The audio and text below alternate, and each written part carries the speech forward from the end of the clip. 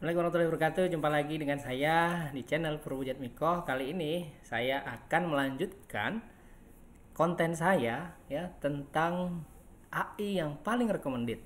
Ini menurut saya yaitu Site AI. Apa saja keunggulannya, kelebihannya, dan kenapa kita harus berlangganan Site Premium? Nah, mudah-mudahan ini bisa menjawab. Mari kita buktikan kelebihannya. Nah, Bapak Ibu teman-teman semuanya, dengan kelebihan ini saya yakin akan tambah yakin untuk ya menginvestasikan ya sedikit banyak untuk berlangganan site premium. Nah, jika Bapak Ibu agak keberatan, saran saya adalah dengan patungan. Nah, patungan ini 4 sampai 5 orang ya. Saya ada beberapa ini Grammarly, itu cukup murah ya, 1 tahun 150.000. Itu patungan kurang lebih 11 orang ya. Kemudian ada juga Quillbots ya, Quillbots yang premium kita juga patungan. Ini kurang lebih 140-an ribu setahun. Ini 5 orang kalau nggak salah.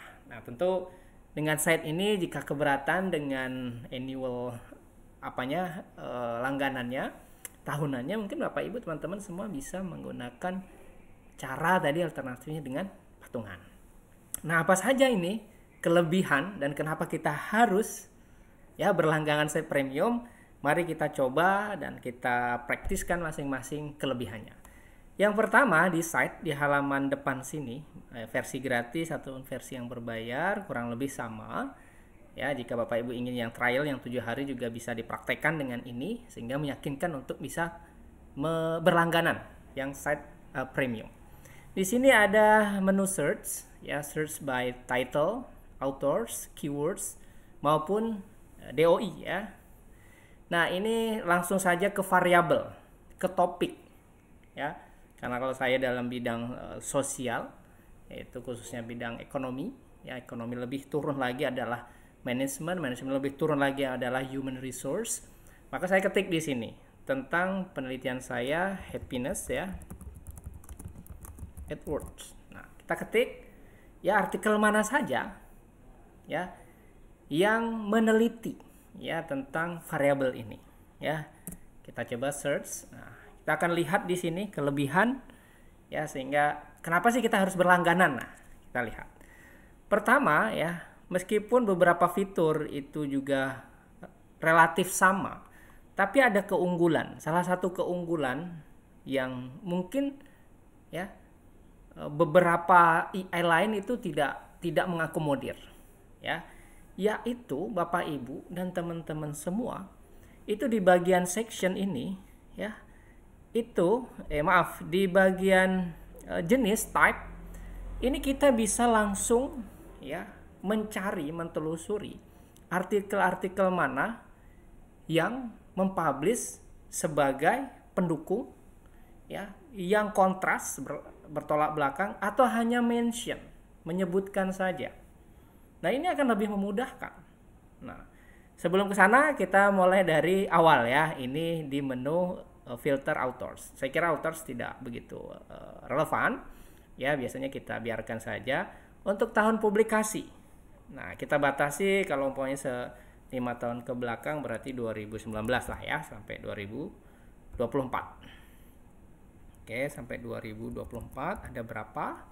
Tadi ada sekitar 12-an ribu, sekarang tinggal tadi 200-an ya, mohon maaf saya tidak hafal tadi. Di sini ini tinggal 13.000 ya.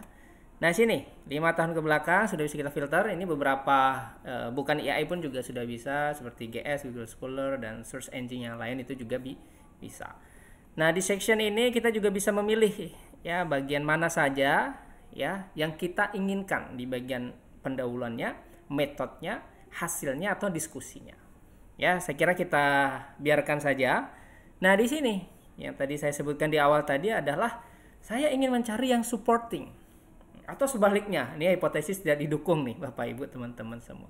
Tentu kita kalang kabut ya mencoba mencari justifikasi ya, by teori, by empiris, ataupun by kontekstualnya. Kenapa ini hipotesis tidak didukung?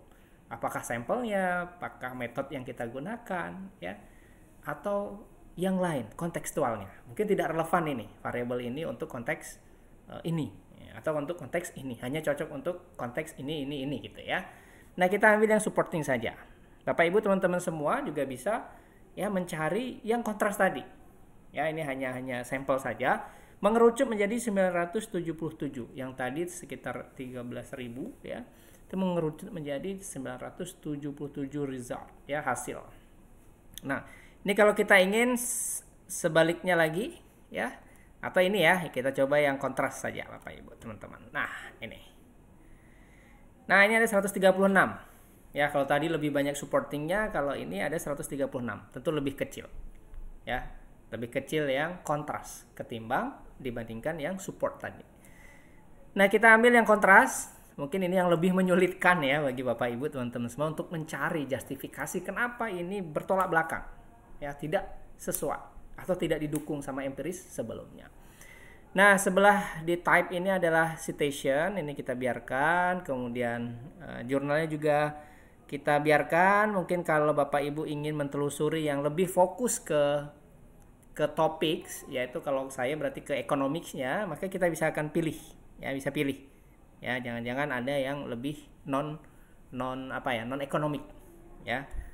Ya, ini ada perkembangan anak ya, dan sebagainya.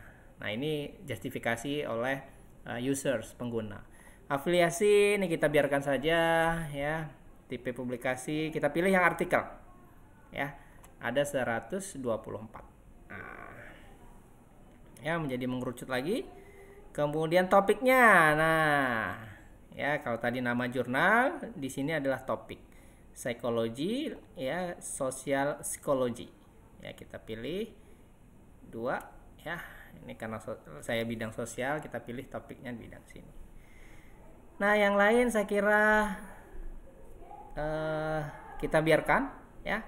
Nah, ini Bapak Ibu ya, dengan bantuan site ini kita bisa menemukan 97 penelitian yang kontras, yang itu bertolak belakang, yang itu tidak mendukung hasil riset kita. Jadi kita tidak sulit. Nah, kita bisa telusuri ini ya. Kita klik saja ya, kita klik view full text, mudah-mudahan tidak terkunci ya. Nah, di sini. Nah, ini kita bisa unduh ya. Ya. Bisa keunduh 90 berapa tadi? 97 tadi menggunakan format apa? Nah, ada RIS, ada CSV. Nah, kita bisa baca mungkin abstraknya ya.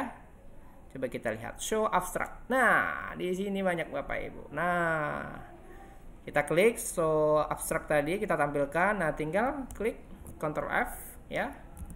Kita cari ya variabel yang memang menyebutkan secara langsung di abstrak. Oh, ternyata tidak mau dia. Ya, di abstrak di search tidak mau. Kita mungkin harus baca satu-satu ya dari abstraknya. Tapi yang jelas penelitian ini by Sites EI menemukan bahwa ya 97 artikel ini memang kontras dengan topik happiness at work. Nah, itu satu kelebihan.